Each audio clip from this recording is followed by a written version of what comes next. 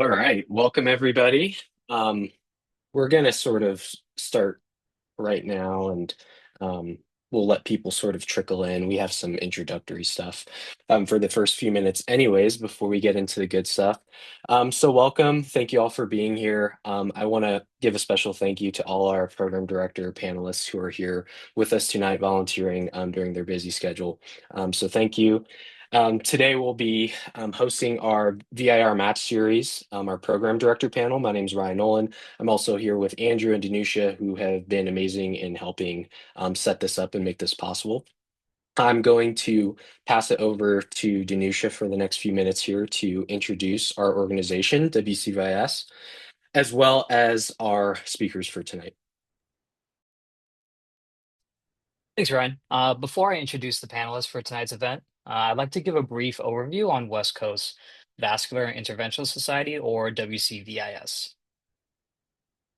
Our mission is developing a trainee section to educate, recruit, and connect those passionate about pursuing a 100% endovascular and interventional surgical career with comprehensive and longitudinal clinical care. The direction of VIR as a specialty will be defined by those who will not compromise in providing the best possible care to their patients. We have structured our trainee section to support individuals at every stage, including pre-medical students, medical student, resident, and early career physicians. We have several ongoing projects aimed at helping trainees learn, prepare for, and succeed in VIR. Um, on the slide right now, we have some examples of those projects, including a spreadsheet for all VIR programs with information such as VIR months from PGY 2 through 4, amount of clinic, vascular PAD experience, neurointerventional training, etc. Um, a lot of our projects are packaged into multiple series, such as How to Crush Your Sub-I series, Acute Care series, the WCVIS Match series, Unite plus WCVIS series, the Landmark Trial series, and Neuro. Some projects touch on educational resources, such as procedure guides for Spanish-speaking patients, and we have mentorship projects as well, such as the Mentor Match and Resident Office Hours. Lastly, we have upcoming podcasts on 100% VIR practices. And as always, we're thinking of new engaging projects to engage our trainees. I'd like to take this time to advertise an upcoming event. It's another installment of the neurointervention series called Introduction to Stroke Intervention. It'll take place on Sunday, September 21st, 8 a.m. Pacific Standard Time, 11 a.m. Eastern Standard Time. And this event will allow participants to learn how to interpret perfusion scans to guide treatment decision making. This session is ideal for medical students, residents, and healthcare professionals seeking to build or refresh their understanding of stroke care. If you're interested in joining the WCVIS trainee section, please sign up at the link here for the Google form that's on the slide, or you can use the QR code at the bottom right. Um, excuse me. If you would like to stay updated on upcoming events, we encourage you to follow us on social media at WCVI Society. And you can find us on either Twitter or X, Instagram, TikTok, and YouTube. You could also add the Google Calendar to stay up to date on upcoming events with the link available at our website under the Events tab. And please check out our website at wcvis.org for more information. With that, I'd like to begin introducing our esteemed panelists. We are honored to have such a diverse group of leaders from across the country, each with a unique training background and clinical interest. First, I'd like to start with Dr. Grace Laidlaw, who's the IR Associate Program Director at the University of Washington, Seattle, Washington. Dr. Laidlaw completed her medical school at Stanford University School of Medicine, and then her integrated IR residency at the University of Washington. Her clinical interests include interventional oncology, longitudinal cancer care, palliative interventions, and clinical education. Next, we have Dr. Thomas Burdick. Dr. Burdick Dr. Burdick is the IR program director at Dartmouth Hitchcock Medical Center in Lebanon, New Hampshire. He completed his medical school at the University of Utah and radiology residency at the University of Texas Medical Branch and his VIR fellowship at OHSU Daughter Interventional Institute. His clinical interests include image-guided drainage, dialysis access, nephrostomy/gastrostomy, embolization, and tumor ablation. Next, we have Dr. Joji Vetikancheri, who is the VIR Program Director at Kaiser Permanente Los Angeles Medical Center in Los Angeles, California. Dr. Vetikancheri completed medical school at the University of Miami School of Medicine, his radiology residency at the University of Chicago, and his VIR fellowship at UCLA. His clinical interests include complex aortic disease, critical limb ischemia, interventional oncology, and preventative medicine. Lastly, we have Dr. Joanna Key Sampson, who is the IR Associate Program Director at Wake Forest University in Winston-Salem, North Carolina. Dr. Key Sampson completed her medical school at Ross Medical School, radiology residency at Atlantic Health System / Morristown Medical Center, and her cardiovascular interventional radiology fellowship at Rhode Island Hospital. Her clinical interests include AVNs, thrombectomy, and gastrostomy.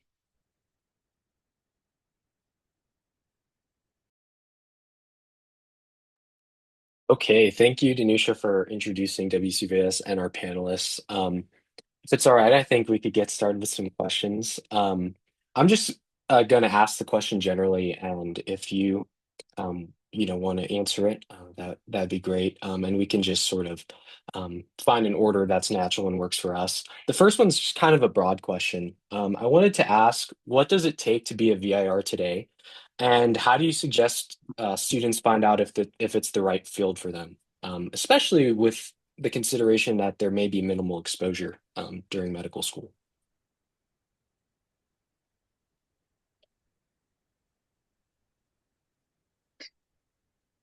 Maybe Thomas, you want to, or Yeah, Grace? yeah, go ahead. No, absolutely. Go ahead, Dr. Bradick.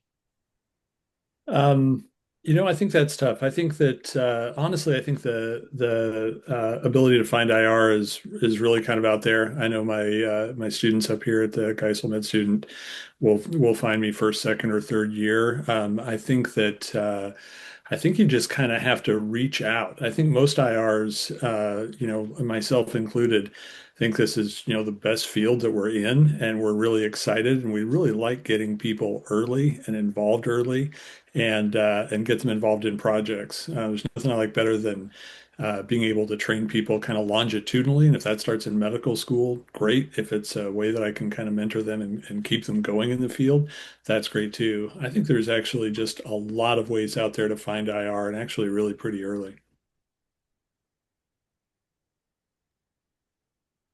I think I would add on to that, do as many rotations or spend as much time in the interventional suite as you can. I think this is an incredible field, and like Dr. Bradick said, this is the best field to work in, but you really want to make sure that it's for you before you decide to apply, because it is a long training pathway, it is subspecialized, and you want to make sure it's the right thing for you before you get into it. So rotate as much as possible, do away rotations as much as possible to get a sense for what other programs are like, and just get into every case as much as possible. I think that's the number one thing to try to do. Yeah, I agree. Like, I think if you like surgery, kind of minimally invasive throughout the body, this is a good field, but you have to understand it's fundamentally different than radiology. And I think that's why one of the things that I think we were challenged as specialties is the dropout rate of 20% of our kind of graduates. So we need to make sure that they're aware of what they're getting to. We're so new in the game of our sub-Is that we haven't established the sub-I pattern that surgeons and subspecialty surgeons have done, where they have kind of routines. So you get to really feel what it's like to be a urology resident or urology resident, vascular surgery resident, neurosurgery resident. And so it's something we need to do a better job on, and hopefully we will as time goes on. So you get a real feel and flavor for what it is in multiple months. So I think that's going to be the key thing as time moves on.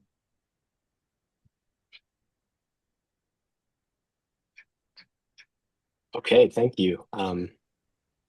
Secondly, I wanted to ask, how do you integrate early procedural experience for residents in your program? So perhaps during the junior years, we know that it's a very separate skill set, and it's an important skill set to sort of get introduced to.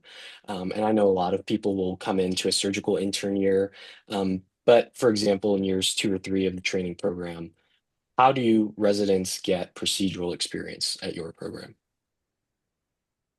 Is Joanna on? Hey, can you see me? Oh, there you are. Okay, awesome. Hey. Um, so speaking for Wake Forest, we actually have,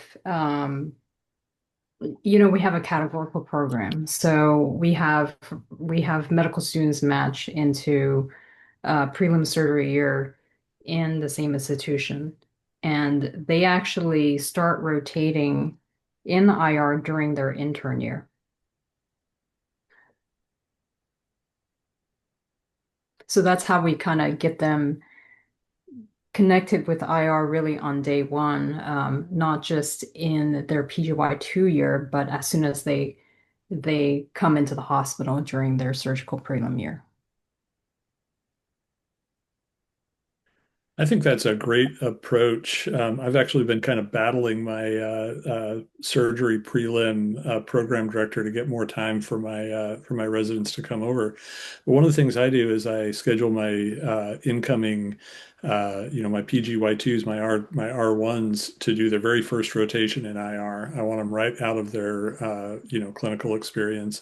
I get them in, and what I really like to do is, even if it's just small, simple procedures, get them really competent on a bunch of little things that they can then kind of build on from their first rotation, and get them out there doing them, and then back off and give them a lot of space, kind of a safe way to, with someone looking over the shoulder, to just kind of watch them go and do more and more and let them build that confidence, and then build those small skills, and those small skills end up building big skills later on. And actually, like for Wake Forest, the way that our annual scheduled is structured, we don't have traditional 4-week blocks. So throughout the year for our PGY twos, threes, and twos, threes, and fours, they kind of they'll spend 2 weeks in IR. They'll go back to diagnostic for a few weeks, and then they'll come back again for a few weeks of IR. And so it's kind of, in a way, it's kind of nice. So they don't do all their IRs in one block, and you don't see them for, you know, 10 months. So their IR experience is kind of interspersed throughout the year, which is kind of a nice way to keep their skills warm. And also kind of it's a good way for them to feel like they're still part of the IR program, even though they're in their early years where there's a lot of heavy emphasis on diagnostics.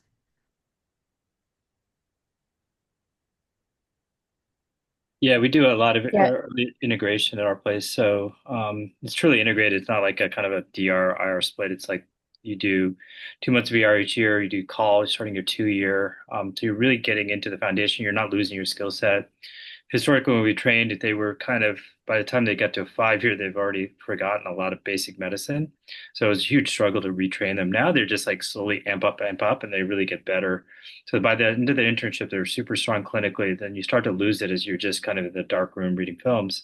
But now with half day clinic a week, and the call weekends, it really helps them to stay on top of things and not forgetting what they learned during that MS4 and intern year. And I think it's really critical. And I know we've talked about on the APDR board several times about how to improve that nationally. And so I know we're all making strides towards that. Yeah, I think our structure parallels what Georgie just said. So our PGY2, so we are not a categorical program. We strongly encourage a surgical year, either at UW or elsewhere in Seattle, where there are a couple great private practice groups. But our residents do a month of IR PGY2, 2 months PGY3, 2 months PGY4. We start taking call PGY2 It's a buddy call system, so they're with a fellow. And so that I think is a nice way to get people comfortable with call while still, having it be a safe space. And we're integrating people into clinics starting in PGY2. So I find similarly, I like the phrase of keeping skills warm. I think that's the best way to do it is just keep people warm, keep people involved from PGY2 onwards.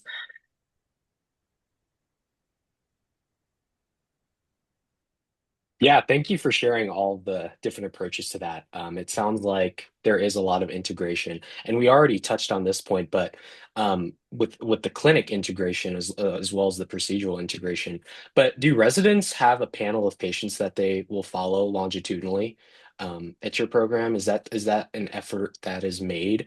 And furthermore, are they typically staffed by APPs? Or are they also staffed by attendings, faculties, residents, et cetera?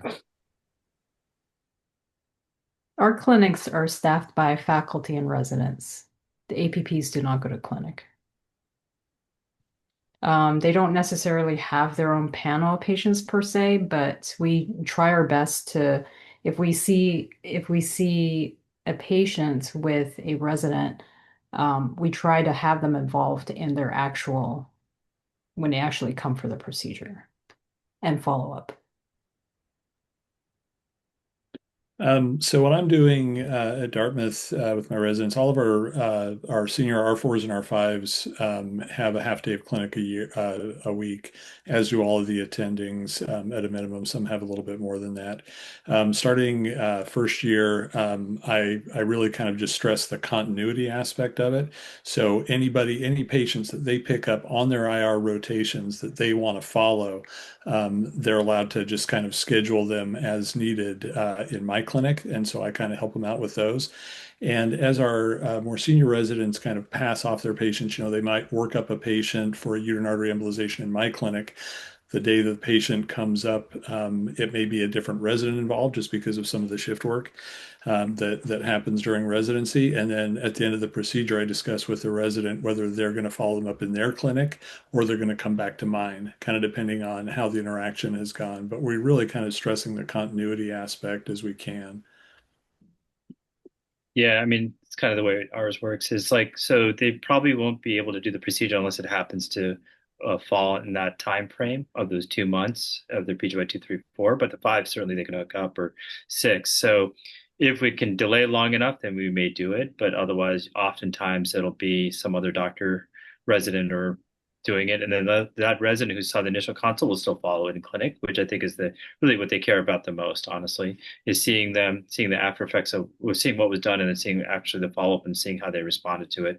That's much more important than the procedural component, which it's just technical. So I think that's really helped them a lot to understand natural history. So once you get 5 or 6 years of natural history in your own experience, and then add on top of how much time I've been in clinic, what you get is you learn diseases well over 5, 10, 15 years, which is awesome. So when you go out, you can truly counsel patients. So I do think I agree with everyone here. Contact clinic is crucial. The sooner you can get it, the more you can get it, the better off you'll be. Yeah, I don't have much novel to add other than that when I have PGYs 2s, 3s, and 4s in my clinic, I make them see the follow-ups. And echoing, I think, what Georgie said, it's nice to see people, new, starting out, working everything up, but you really need to see what the after effects are, I think, when you're junior in training. And then I tend to let the more senior residents see the news. But follow-up is critical. I think that's great, Grace. I don't think it can be underscored enough. We deal with so many sick patients that we just meet, rush back, do a procedure, and if you're not careful, you end up scratching your head for a month, wondering, well, I hope I really helped that patient. I hope I hope we did the right thing. I hope it all worked out. And then to see them as an outpatient walking around and like really know that you helped them, I think that's like that gives you a little bit of bulletproof armor towards burnout, because you really understand that what you're seeing and doing every day is helping a lot. Yeah, I mean, I Yeah, want to echo that. I completely. think clinic and longitudinal care patients really will reduce burnout. So I think that's super important. as a trainee, especially because they know these patients, they're vested in them, they're running, they'll admit them, they really want to have good outcomes for the patients. And I think that's powerful.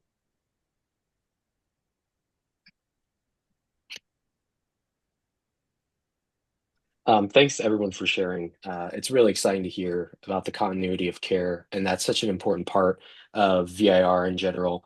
Um, in the similar vein of clinics, how do residents play a role in inpatient consults?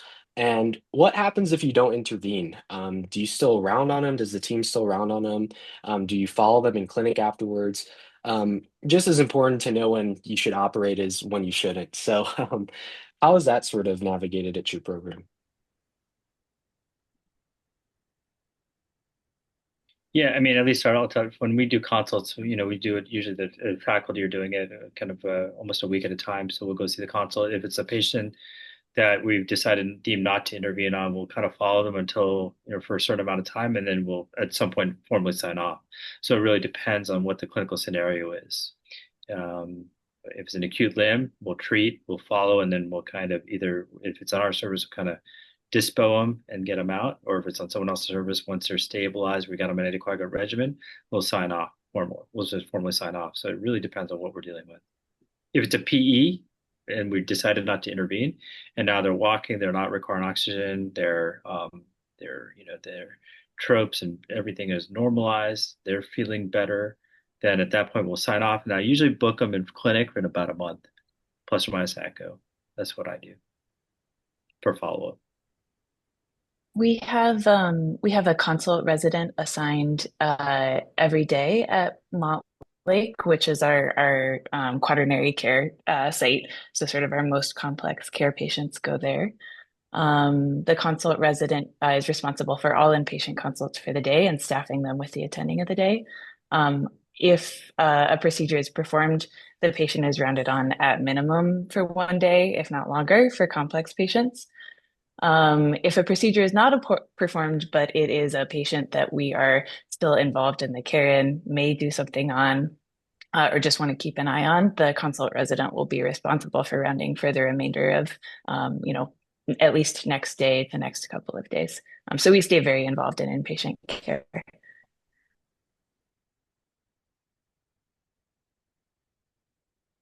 Yeah, I don't think I have very much to add to that. At Dartmouth, we call it the triage officer. That kind of takes all the incoming things that are coming and kind of works those out and kind of sorts them out, and then we follow up our patients. Specifically, I think the question is a good one. What do you do for the patients you're not doing procedures on? And we will usually follow those patients for 2 or 3 days, kind of in general, get an initial contact. Well, let's just see how this goes. There's really no role for an intervention today, but we're on board, and we'll just kind of make sure we're putting in a note every day until things kind of sort themselves out, either into a procedure or turn that into an outpatient follow-up visit. Yeah, I don't have much to add. I think everything works very similarly at Wake Forest. Okay, thanks. Yeah, it's interesting to hear the similarities and differences between the programs. It sounds like for consults, it's run pretty similarly, which is nice. It's reassuring. So during the junior years, we talked about keeping the skills sharp, staying warm. Do residents have the ability to attend VIR conferences during their junior years, be it daily or weekly? Is it mandatory? Is it optional?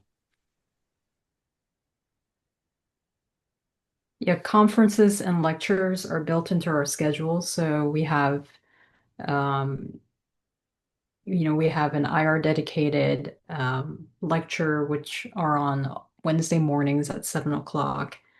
And then the earlier year IR residents also get additional IR lectures, like one Tuesday and one Thursday a month as well. Those are usually attended by the DR residents as well. So yes, they do have dedicated lectures, which includes journal clubs. We try to do at least quarterly journal clubs, and then monthly quality conferences, which are like they're kind of our M&M conferences.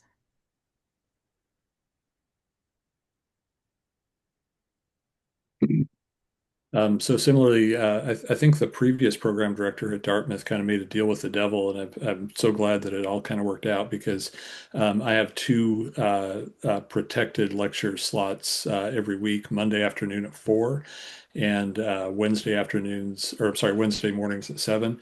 And so every month we have M&M, Interesting Case Conference that the chiefs run themselves.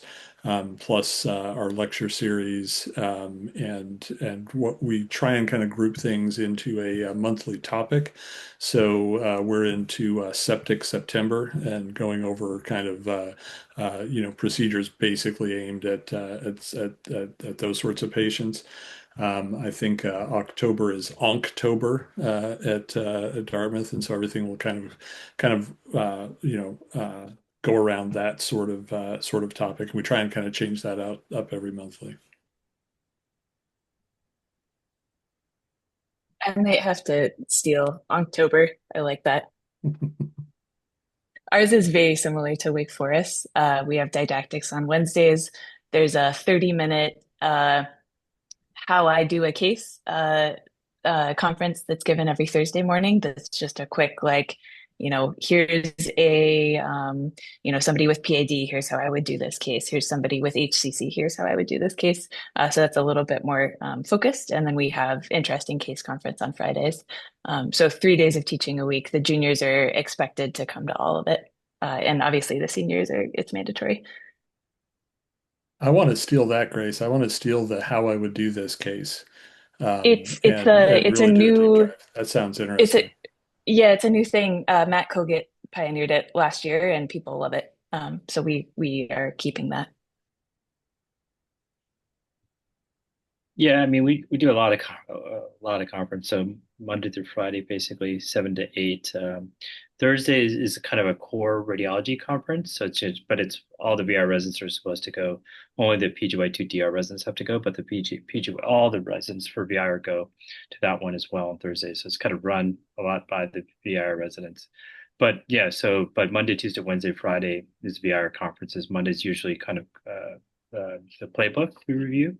And then Tuesdays is vascular conference every Tuesday, and then Wednesday and Friday are kind of VIR conference, whether it be, like you said, M&Ms or a lot of didactics for case or kind of technical tips and tricks on patients that are inpatient, et cetera. So it kind of helps us go over stuff.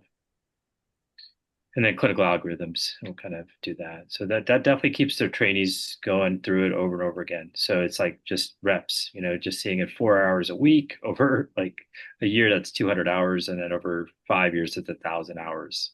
So after 1,000 hours of they get it down, but it takes a lot of repetition, clinic, inpatient consults, and morning didactics to kind of get it all together. So I'm a big proponent of it. We have started doing a little bit of joint conference with Loma Linda. I think we're going to do one with the Forest pretty soon. I'm pretty excited about that. So, and we've done it with UW, with Kogut showing a pretty cool kind of case and some great hemodynamics. So, big fan of broadening our horizons, and I think that's helpful. And also, we've invited some UK people to our conference. I think that's been great to see how they approach things, fundamentally different than how we approach disease and whatnot, especially from the NICE guidelines.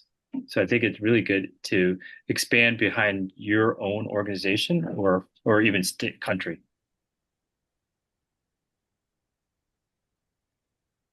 Okay, thank you. Yeah, very insightful on how everybody does that a little bit differently. We talked a lot about inpatient. Do you have any built-in outpatient exposure for residents like OBLs? Is it mandatory? And about how much time do they get, if any? Our senior IR residents do rotate about a month at an outpatient kind of OBL ACS kind of place, and they have a very good experience at that rotation. Usually they see how an outpatient clinic works, and they learn a lot about just running an outpatient kind of practice in a very efficient way, and very efficient ways to do common things like embolizations, fistula work, or PAD work.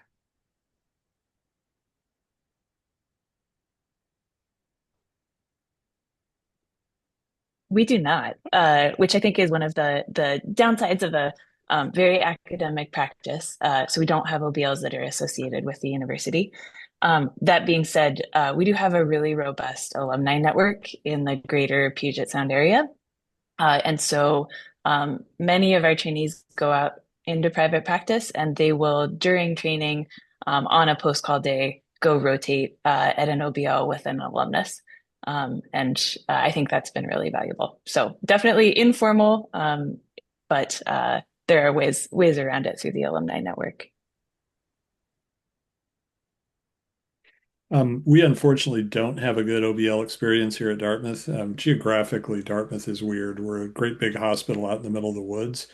And so there's not really a whole lot of sites around besides us that are really that close. I did put in a kind of a private practice rotation that's unfortunately has about an hour drive away that I'm sending my seniors to just to get another kind of look over the fence a little bit at a busy practice down in Concord. So we're working on that, but I wish we had a good OBL experience up here. Yeah, we've been sending our residents to the OBLs for a few years, and it's been invaluable. So a couple of our graduates have OBLs, and then some of my friends have OBLs or ASCs in combo in the greater LA area. So by sending them, actually one of my second graduates, he got connections, got connected with the dermatologist, and then he set up now he's actually he's separated from, he was initially at a county hospital. Now from all the stuff we learned there and the connections he made, he leases space in ASC, OBL, and has dedicated hospital contracts. So it opened up a whole, kind of Pandora's box for him to kind of grow. Then he hired a second person, which was one of my first graduates, and now they're hiring a third person. So it's a really good way to learn how to independently practice VIR. All the nooks and crannies from leasing, for E&M coding, what bills, what doesn't, difference between ASC and OBL. I think it's very important to get that education. So no matter where you go, if nothing else, join OES Society. They'll teach you a lot. So I encourage my residents to go to that meeting as well. All right, thank you. And I'm just going to ask one more question before I pass it on to Andrew to ask more residency application specific questions. But we all know that when dealing with IR patients, a lot of them are critically ill. So what exposure do trainees get during training at your residency program with critically ill patients? Like, for example, do they get ICU rotation time or anything along those lines?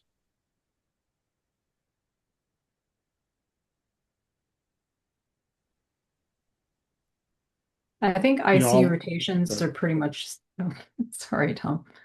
I think ICU rotations are pretty much, I think they are required during as part of the integrated curriculum. Obviously, with our categorical program, they get their exposure to the trauma ICU, the ICU, trauma ICU, the surgical ICU, during their intern year. And then later on in PGY 4 or 5 years, they get another ICU rotation as well. Yep.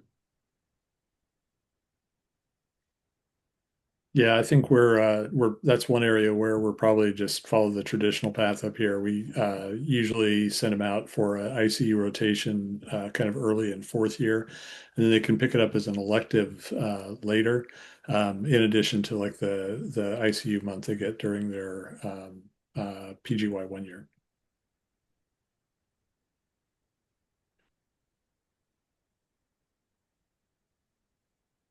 Yeah, I mean, we've Yeah, definitely. I don't have much to add. We send everybody to the SICU. No, we've incorporated a Oh, lot sorry, of. go ahead. No, sorry. Yeah, we've incorporated a lot of unit, just seeing how sick our patients are, and from my own bad events, like learning from that, and then the importance of the unit. So really, what it's done is enabled us to kind of manage the AFib RBR quickly with the AMEO. We have a lot of this stuff now in our lab. We have clofidipine drips, we have Levofed. It's all ready. We can kind of do non-invasive pressure ventilation. So it's really helped us to kind of mitigate the acute coding situation by our residents getting that early, right? I think what happens is when you do it as a PGY5, it's a little bit too late. So you're acting as a senior resident, but you have less than junior kind of IM or surgical kind of ICU skills. So it can be very frustrating to be, so behind your peers at a very advanced kind of PGY level.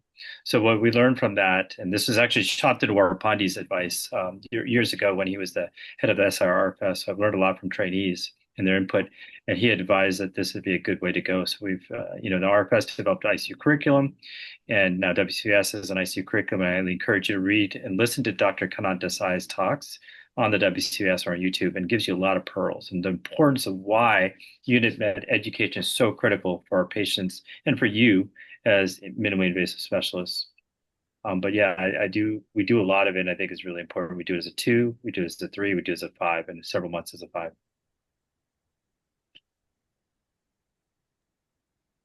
Okay, thanks everybody. I'm going to pass this on to Andrew, and he's going to ask a handful of questions here regarding residency applications. Thank you, Ryan. And for our first question, in regards to the residency applications, do you guys have any advice for applicants from institutions without a home program?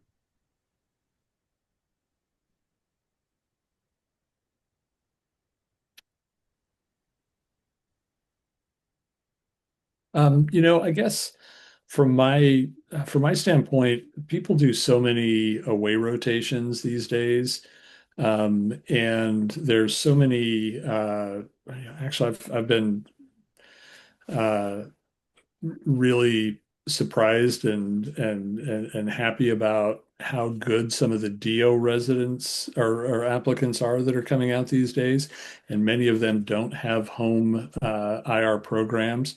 So I feel like it just becomes so common that half the time, even if I know that someone, trained at Northwestern, I look at their letters and their letters are going to be from LA or from something because everybody's doing these away rotations. So I don't even really think that much about their home program these days.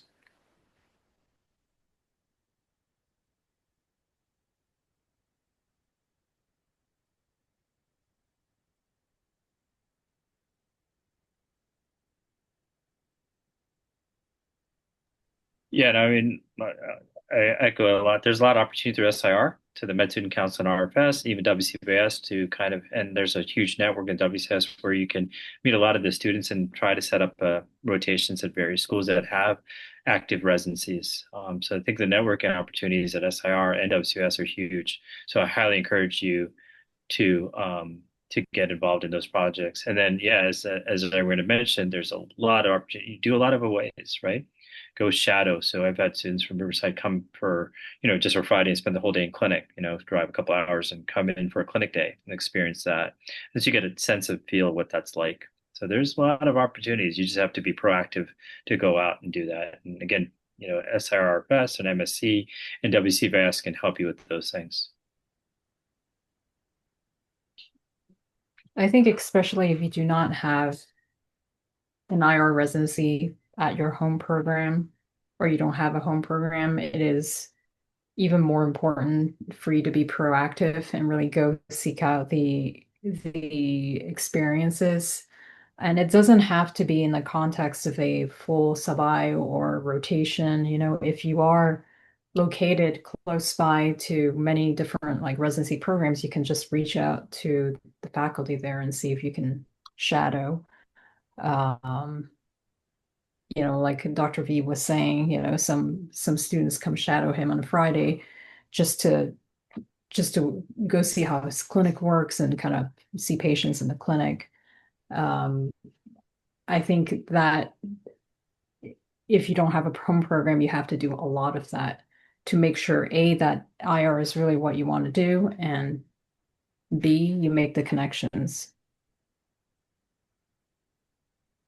And I think the only other thing I would add to that is it can feel really overwhelming to go rotate if you don't have a home program and you're rotating someplace totally new. But just be open about the fact that you haven't had an IR experience yet.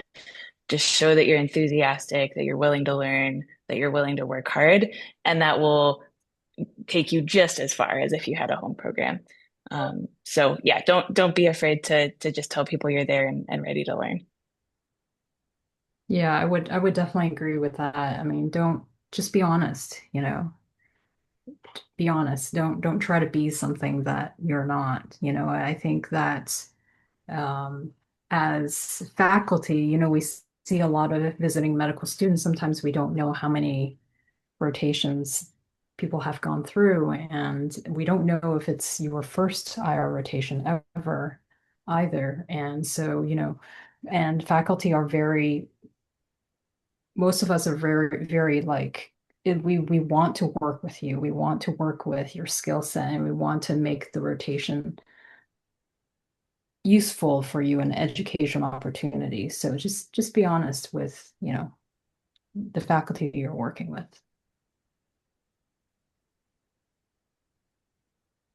Thank you guys for your insight. It's nice to hear, especially for all the folks here that are from places without a home program. For the next question, what qualities do you look for in a successful VIR applicant beyond USMLE Step 2 scores and clerkship grades?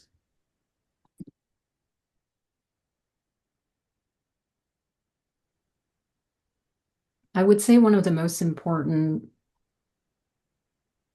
characteristics is being resilient and tenacious, and really just having the endurance to do VIR.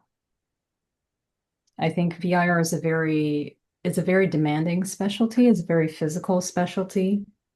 And I think you have to be a certain phenotype to do VIR.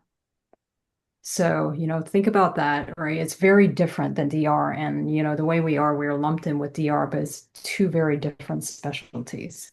So, ask yourself, are you of the phenotype to want to do VIR and love it for the rest of your career?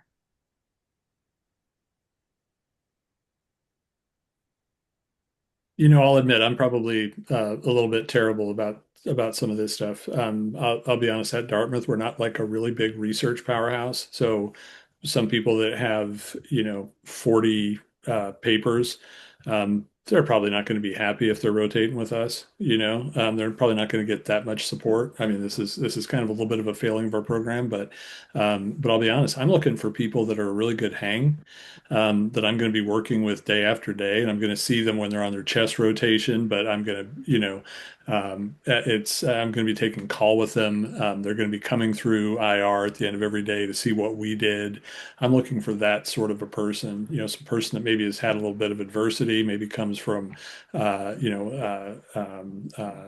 little bit of I kind of like people that have a little bit of blue collar to them, and are going to be just, you know, the people you want to be hanging out with at 2 o'clock in the morning, when you've got a GI bleed, the enthusiastic people that have a life experience. It's funny you mentioned 2 a.m. I kind of put the same thing in text. No, I agree. I think what Dr. Joanna Key Sampson said is very true. Like they're two divergent fields. Interventional and DR are starting to shift further and further. DR is remote reading, very flexible, financially solvent. Interventional is like a lot of, definitely some uphill battles. It's a lot more hard work. You have, direct patient care. You're in the hospital. You don't have that flexibility. You're going to run a clinic. You're going to do consults. You're going to get calls at 2 a.m, and you can't second guess whether you should come for that postpartum bleed, right? You just have to make it in there, right? You have to get up and go, right? You're saving humans, right? You're saving lives of the patient and the family. And yeah, it can happen at 2 a.m. You're going to be tired. Do you have the stamina and the wherewithal to do that? And that's what you have to decide. It's hard in your 20s and so these are things you have to think about that can exist for the 30s, 40s, 50s, and 60s and whatever, but you have to be ready for that. So it is not surgery light. You're dealing with a lot of bleeders, like, clotters, DVT, PE, and septic patients. You have to be ready for that. Yeah, I think the only other thing I would add, and a little bit of a preview, if you interview at UW, I always ask people to walk me through a challenging conversation with a patient or a patient's family. I completely agree with everything that's been said, stamina, tenacity, willingness to work hard. But at the end of the day, I really look for kindness because you can't teach that. So I want my residents to be kind. 100% agree. So you have to have passion for the specialty, but compassion for the patient. And if you don't have empathy or understanding what the patient is going through and their struggles are real. And if you forget, it's easy to get jaded and forget about it. But if you were just imagine that as your family member, that's your mom or dad or uncle or kid, you will, and you really put that person's face and image on that patient, you'll change the way you talk to them or act with them. You will really second guess what you're doing. And you'll have less burnout if you do that. Treat your patients like family. It'll avoid burnout. Sometimes when you have bad outcomes, it's sad and depressing. You feel a pit in your stomach, right? I admitted a patient who I'm worried that his leg is not going the right way. I'm sad, but I've given it my all. And that's what you have to do. For this specialty, you have to give it your all because the patient's lives, limbs, and their families are all depending on you do the right thing and train hard.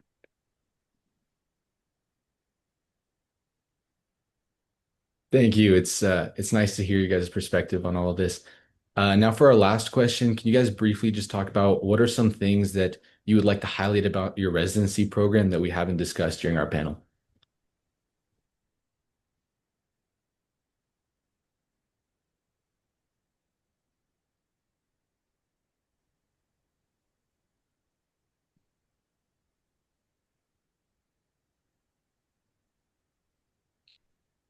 Ugh. I can start at UW.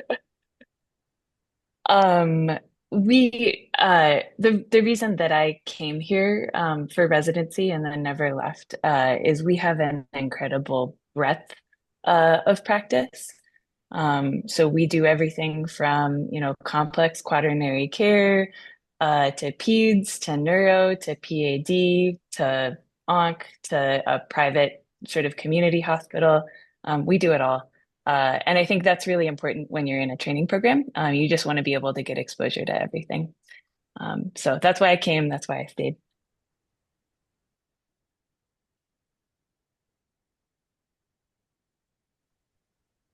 I think what's probably unique about Dartmouth, again, I would echo some of what Grace says. We're a pretty wide sort of a program. We're not overly specialized kind of in one thing.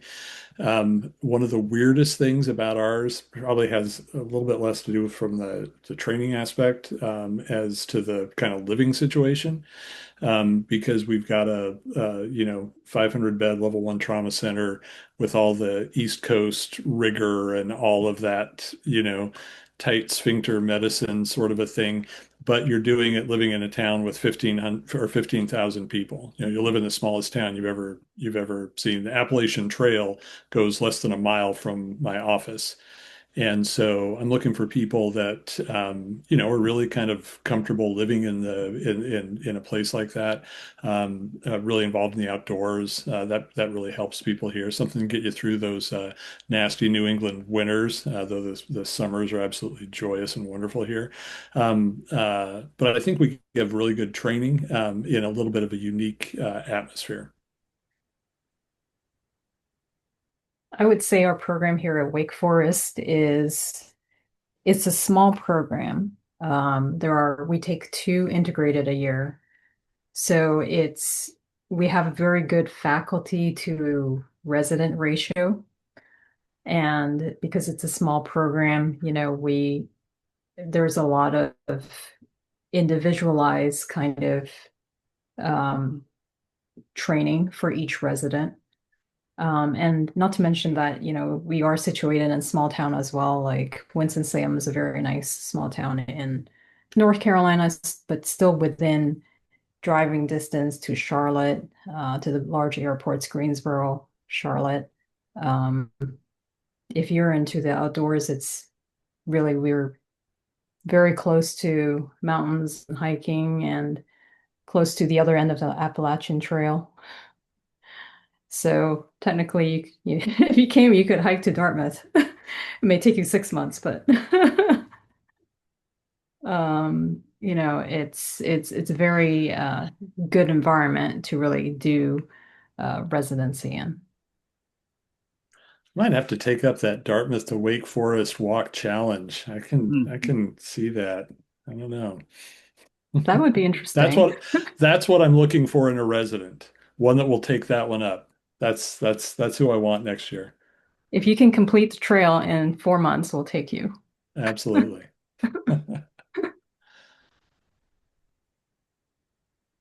Thank you. Thank you. It's nice to hear more about your guys' programs and everything. Now I'm going to turn it back over to Ryan and we'll run a little Q&A with some of the audience questions.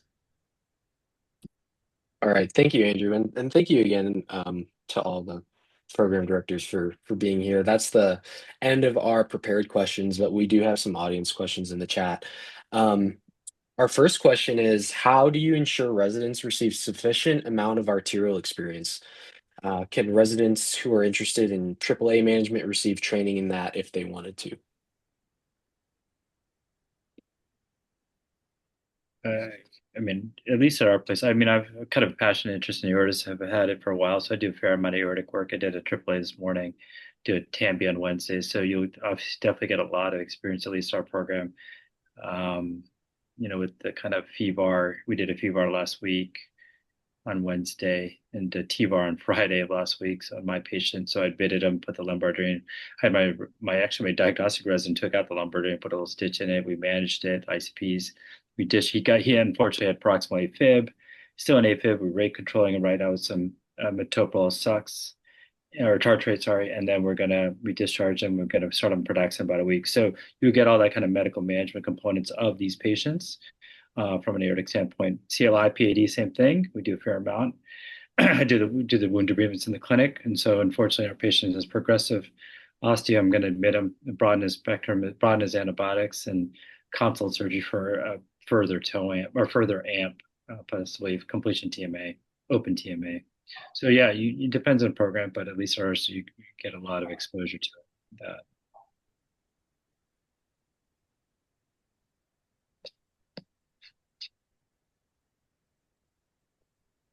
Awesome. Does anyone else have anything to add? We do, oh, go ahead. Okay. Sorry. At our program, We do,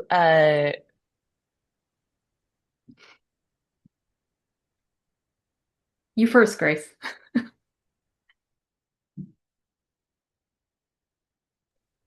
sorry about that. I also, in full disclosure, I'm out in the mountains too, and so my internet is a little laggy. So I apologize for speaking over folks if I am. We do a joint clinic with our vascular surgery folks at the VA. And so our residents get a chance to scrub aortas with them. We do all the endoleak work, and their trainees will come and scrub those with us. So it's a nice sort of multidisciplinary way to do that work. That's mostly at the VA, but it is collaborative and close-knit and good experience. So our residents rotate with vascular surgery to get their aortic experience. We do the endoleaks, but they also rotate, our residents also rotate at the VA where we see our own PAD patients at the VA. So those patients, will be managed by IR, both in the lab there at the VA and occasionally at the main campus.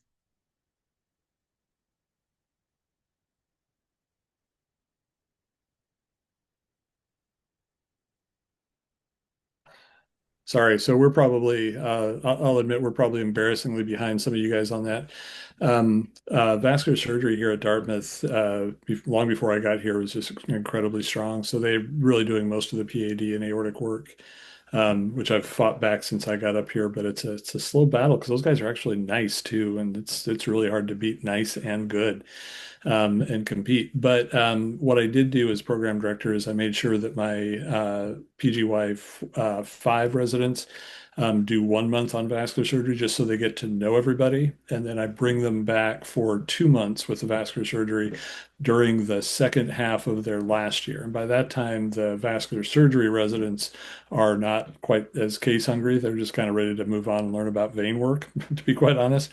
And so my IR residents get a much bigger chance to kind of step in and do a lot more on their cases. Most of the PAD work does happen in IR, but just with the vascular surgery folks. So they're all kind of right next door. So we're at least kind of geographically pretty close to everything that's going on. All right. And we probably have time for about two more questions before the hour mark. And we want to respect everybody's time.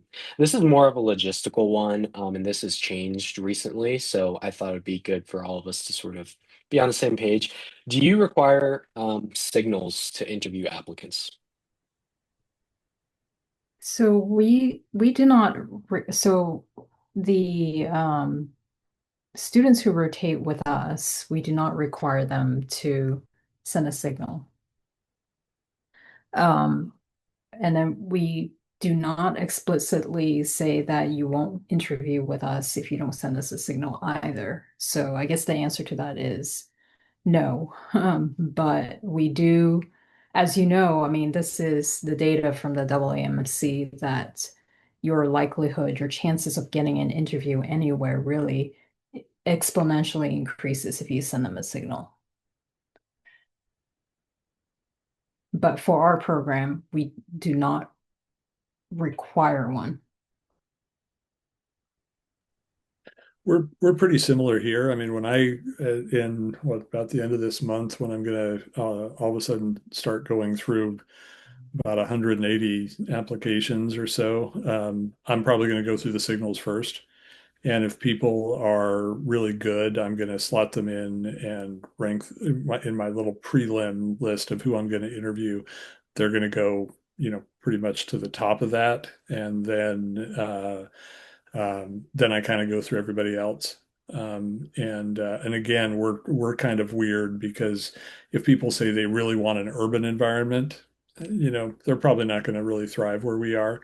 So, we would take things like that into consideration as well. And like Joanne, I tell my sub-Is, don't waste a signal on us. I know you're interested. You spent a month with us, don't, use those for somewhere else. So we do the same. We do also look at geographic preferences as well when we select for interview.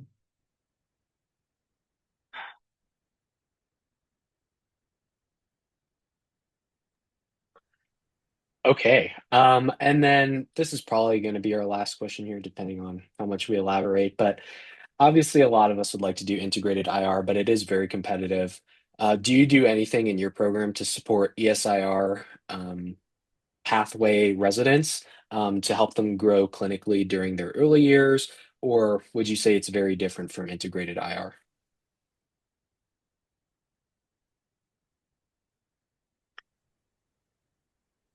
We have two ESIR spots at UW, and we work very hard to support them. I think integrated IR is so competitive these days. And honestly, taking a little more time to find out that you really love IR and you really want to do it, and doing that through a DR pathway is absolutely reasonable. So we do everything possible to encourage folks to consider ESIR if that's something that they're sort of on the fence about, and we support those folks strongly here.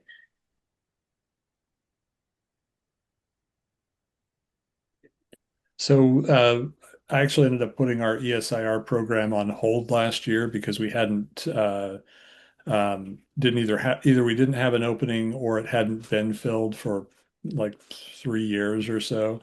So the local ACGME office kind of put a lot of pressure to just uh, long story short, if you have those programs, you actually have to have supported program director time and program coordinator time, whether or not the program's open or not. And since our program wasn't open, it was like looked at as this like, fat that could be trimmed a little bit at Dartmouth, unfortunately. But what we got when we put that on hold was my local GME office basically agreed to not put any barriers at all for people that wanted to switch from DR in. So I'm basically using the DR pool as people who want to get into IR. And the first 3 years here are similar enough that I just asked them to switch over, during their third year or at the end of their our 3 year, and then I'll finish them off for the next 2 years. We have one ESIR spot here at Wake Forest, and we support them fully. We don't have an independent program, so our ESIR often goes off to another program to do their second year of the independent program.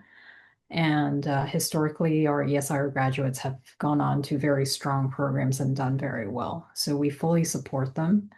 We are kind of exploring different ways of having them maybe declare ESIR earlier in their DR training and starting some of the clinical training a little earlier on.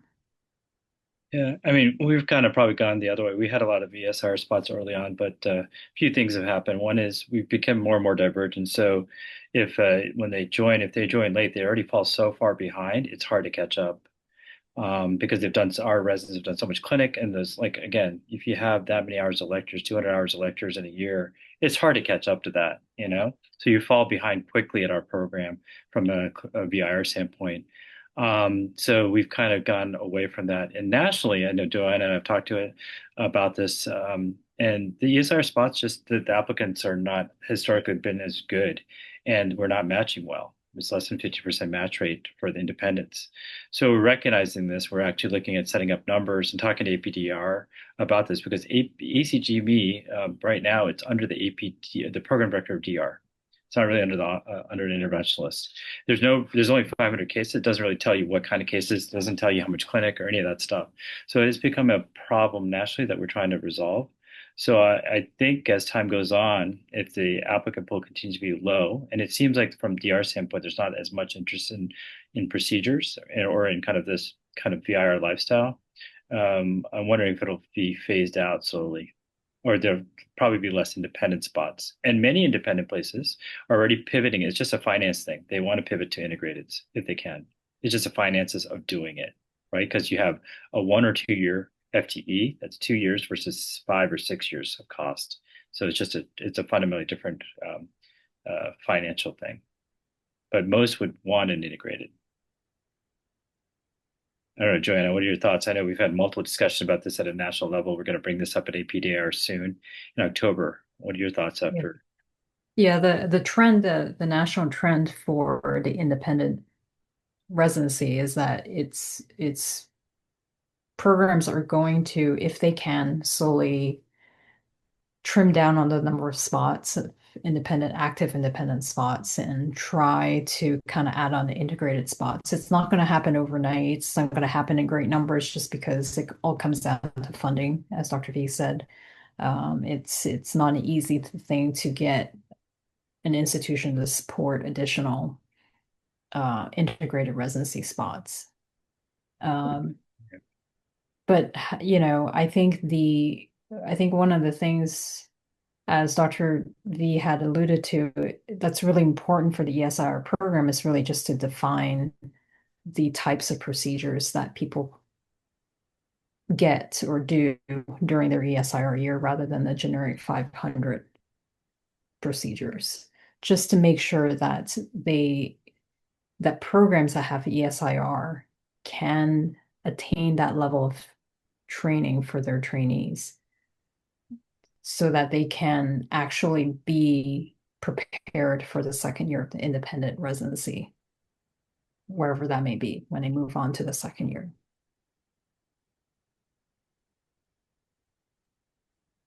Yeah, Okay, I think, well, sorry. go. Yeah, I think as it continues to diverge, it will be an ongoing issue. It's only going to get worse, I think. So we just have to recognize it. The reason why ESIR even exists is because really small programs wanted it. It was in the plan, so it's kind of maybe it's kind of ran its course, And at some point, we're going to have to decide when to kind of say it's done, So we'll have to figure that timing. It's not going to be an abrupt transition, right? There's places like Miami Cardiac and Vascular Institute that don't have a residency that they'll at least for now have an independent until they figure it out. So there are a few programs that will rely on independent programs or an ESR. Not a simple answer. There's a lot of uncertainty. It's going to be interesting to see how things change. But I just want to thank everybody again for your time. Dr. Burdick, Dr. Laidlaw, Dr. Vatican-Cherry, Dr. Keith Sampson. It was an honor to have you to learn about your program. Thanks so much. I'm sure we all appreciate it. For the students who are here, we have resident office hours in our Discord. You can join the link. But everyone, have a great night. Thank you. Thank you for having Take us. care. Thanks, everyone.